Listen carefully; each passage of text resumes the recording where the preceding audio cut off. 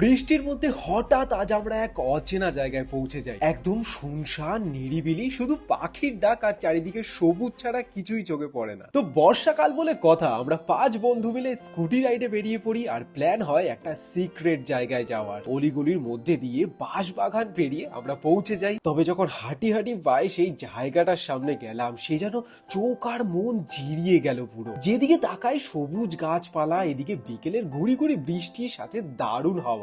তবে ঠিক সেই সময় হঠাৎ নেমে যায় প্রচন্ড বৃষ্টি। আমরা দূরে দেখতে পাই একটা বড় বট গাছ, আর তাই দেরি না করে ছুটে চলে যাই তার নিচে। তবে আমার এই বাচ্চা মনটাকে আর আটকাতে না পেরে প্রাণ খুলে ভিজে ফেললাম। চারিদিক থেকে না ভিজে মাটির একটা সুন্দর গন্ধ আসছিল, আর বৃষ্টির ফোঁটাগুলো যেন ছোটবেলার এই বাচ্চা মোটাকে বারবার মনে করিয়ে দিচ্ছিল। এভাবেই বিকেলটা দারুণ করে কাটাই, আর সন্ধে হতে না হতেই সূর্যি মামার সাথে আমরাও বিদায় জানাবো। এদিকে কাদা মাটিতে যায় স্কুটির চাকা আটকে।